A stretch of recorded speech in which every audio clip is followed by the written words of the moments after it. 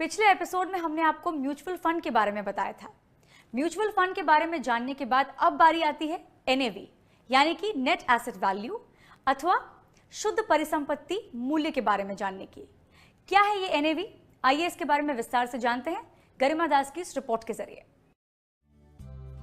Mutual fund निवेशकों का एकत्र धन की प्रतिभूति बाजार में निवेश करती है।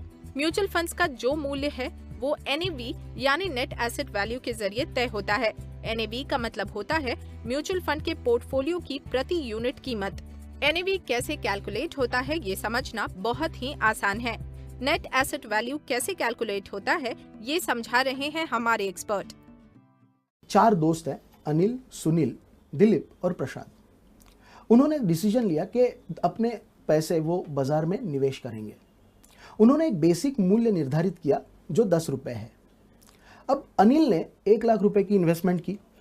अब 1 लाख रुपए के इन्वेस्टमेंट में उन्होंने 10 रुपए का बेसिक मूल्य के हिसाब से उन्हें 10,000 यूनिट्स मिले। अब बाकी सुनील ने भी 2 लाख रुपए इन्वेस्ट किए तो उसे 20,000 यूनिट्स मिले। और बाकी जो दोस्त है दिलीप और प्रशांत, उन्होंने 3 लाख और 4 लाख रुपए इन्वेस्ट किए तो उन्हें 30,000 और 40,000 यूनिट्स मिलेंगे। अब ये जो टोटल उनकी इन्वेस्टमेंट है जो 10 लाख की है, इस 10 लाख के इन्वेस्टमेंट को उन्होंने मार्केट में निवेश किया। जिस दिन निवेश किया उसके दूसरे ही दिन मार्केट में एक जबरदस्त उछाल आया और उनकी ये 10 लाख की इन्वेस्टमेंट ये 11 लाख हो गई। अब ये 11 लाख की इन्वेस्टमेंट जो है ये निवेश करने के लिए उनको टोटल 10,000 रुपए का खर्च आया। ये 10,000 रुपए का जो खर्च है ये उनके टोटल जो अभी उनका मार्केट मूल्य 11 लाख का है उसमें से अगर माइनस करेंगे तो 10,90,000 रुपया उनको बचेगा। ये 10,90,000 रुपया उनके जो बेसिक निर्धारित मूल्य के हिसाब से जो उनके पास यूनिट्स आए हैं जो टोटल 1 लाख है, उस 1 लाख से अगर हम डिवाइड कर देंगे तो उसकी उस नेक्स्ट डे की जो एनएवी है वो 10 रुपये 90 पैसे इतनी निर्धारित होगी। इसी को एनएवी कहते हैं।